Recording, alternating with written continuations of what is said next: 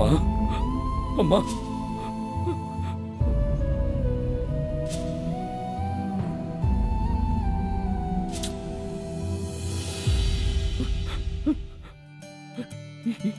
என் அம்மா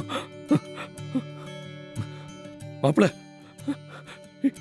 என் அம்மாடா அம்மா மாமா என் அம்மா இந்து என் அம்மா அம்மா உன் முகத்தை பார்க்கறதுக்கு இத்தனை வருஷமா இவ்வளவு ஏங்கணும் தெரியுமா? ஏம்மா என்னை விட்டு சீக்கிரம் போன? அம்மா நான் என்ன பண்ணேன்? நான் என்ன பண்ணேன்? நீ இல்லாம நான் ரொம்ப கஷ்டப்பட்டிருக்கேம்மா, ரொம்ப கஷ்டப்பட்டேம்மா.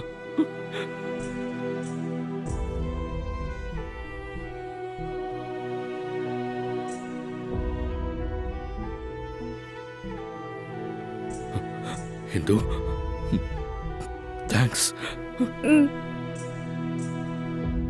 உங்க அம்மா பேர் தெரியுமா? லக்ஷ்மி, சீதா லக்ஷ்மி.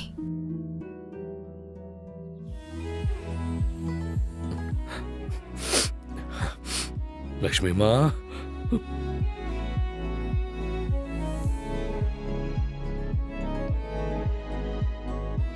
ரொம்ப நாளா உங்க அம்மாவுக்கு தவசம் கொடுக்கணும்னு ஆசைப்பட்டல.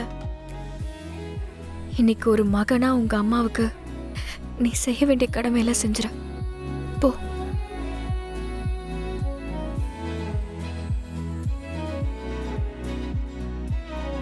பாப்பலாம்.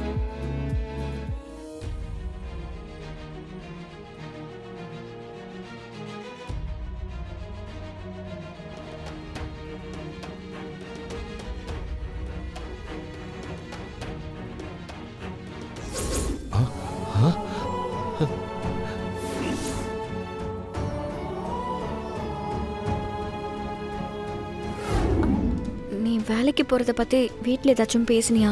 பேசினேன் இந்து. அவங்க என்ன வேலைக்கு அனுப்புறதுக்கு ரெடியா தான் இருக்காங்க. ஆனா நான் வேலைக்கு போற காசுல தான் கார்த்தி வீட்டு கடனை அடைக்கணுமா. அவங்க சொல்ற கணக்க பார்த்தா நான் சம்பாதிக்கிற காசு முழுக்க கடன் அடைக்கிறதுலயே போயிடும். நேத்து தான் என் மாமனார் ஏதோ ஒரு கம்பெனில எனக்கு இன்டர்வியூ ஏற்பாடு பண்ணியிருக்காரு.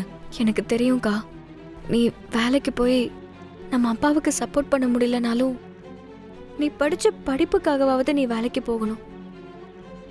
அப்பதான் உனக்குன்னு உன் மாமியார் வீட்டுல ஒரு மரியாதை கிடைக்கும். நானே ஃபேக் சர்டிபிகேட் வச்சுக்கிட்டு எப்ப மாட்டுவனேன்னு பயத்துல இருக்கேன். இது தெரியாம ஏதேதோ பேசுறாளே இந்த இந்து. அம்மா, நான் தெரியாம தப்பு பண்ணிட்டேம்மா. ஆனா இப்ப ஏதோ பெருசா மாட்டிக்கிட்ட மாதிரி இருக்கு. நீதாம்மா கொஞ்சம் கருணை காட்டி என்னை இந்த நிலைமையில இருந்து காப்பாத்தி விடணும்.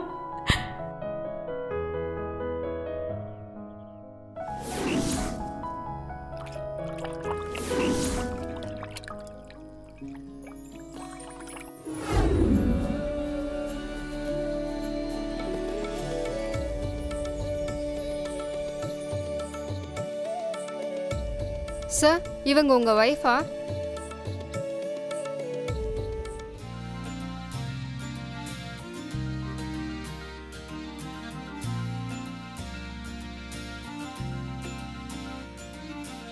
ஆமா, என் ஒய்ஃப் தான். இந்த பாருங்க, இருக்கிறதுலயே நல்ல புடவையா நல்ல டிசைனா எடுத்து கொடுங்க. சரிங்க சார்.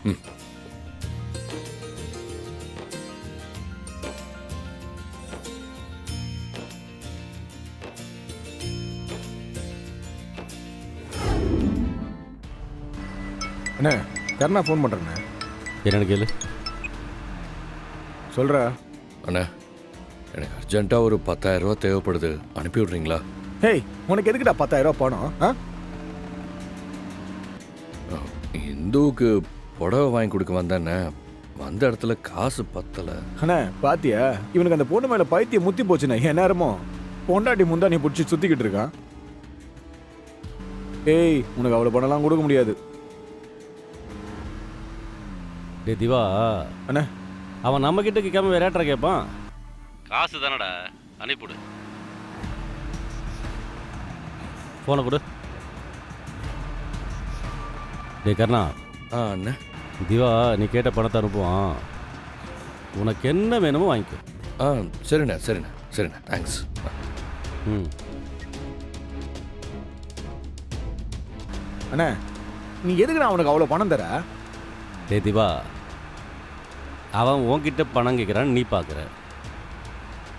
அவன் இன்னும் பணத்துக்கு நம்மளை நம்பிட்டு இருக்கானேன்னு நான் பார்க்குறேன். சின்ன வித்தியாசம் தான்டா, மாற்றி யோசிச்சுப்பாரு. என்ன இருந்தாலும் அவன் நம்ம காலை கீழே தானடா இருக்கான்.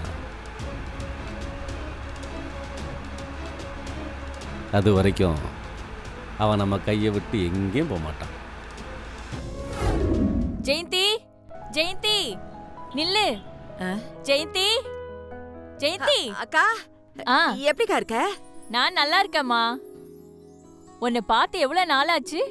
என்னத்தக்கா பண்றது, எப்போ ஒரு தடவை இப்படி காய்கறி வாங்குற மாதிரி வெளியில வந்தாதான் உண்டு, இல்லைன்னா பொழுதன்னைக்கு வீட்லயே தான் இருக்கணும்.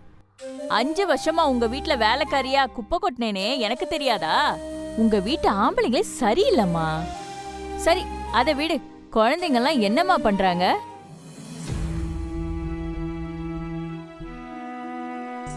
இன்னும் இல்லக்கா, இது வரைக்கும் ஆண்டவன் அப்படி ஒரு பாக்கியத்தை எனக்கு கொடுக்கல. சரி, என்ன பிரச்சனைன்னு செக் பண்ணி பாத்தியா? எல்லாம் டெஸ்ட் எடுத்து பார்த்து முடிச்சிட்டேங்க்கா. அதுல எனக்கு எந்த பிரச்சனையும் இல்லைன்னு டாக்டரே சொல்லிட்டாங்க. ஆனா அவர்தான்க்கா டெஸ்ட் எடுக்காம முரண்டு பிடிக்கிறாரு. அதான் எனக்கு என்ன பண்றதுன்னே தெரியலக்கா. இப்படி இருந்தா எப்படி ஜெயந்தி? காலாகாலத்துல ஒரு குழந்தைய பெத்துக்கிட்டா தானே வாழ்க்கையில அடுத்த கட்டத்துக்கு போக முடியும். நீங்க எனக்கு சொல்றது புரியாம இல்லக்கா. நானும் அவர்கிட்ட எவ்வளவோ பேசி பார்த்துட்டேன். ஆனா அவர் எதுக்குமே சம்மதிக்க மாட்டேங்கிறாரு. என்கிட்ட இதுக்கு ஒரு மருந்து இருக்கு, நீ வேணா அதை கொடுத்து பாக்குறியா? என்ன மருந்து சொல்லுங்கக்கா. ஒரு லேகியம் இப்ப கூட ஒரு கஸ்டமருக்கு கொடுத்துட்டு தான் வரேன். இது வரைக்கும் நான் லேகியம் கொடுத்த எல்லா பொம்பளைங்களுக்கும் குழந்தை பாக்கியம் கிடைச்சிருக்கு. நான் கொடுக்கிற லேகியத்தை நீ பால்ல கலந்து கொடுத்தா மட்டும் போதும். 10 மாசத்துல உன் கையில ஒரு குழந்தை இருக்கும்.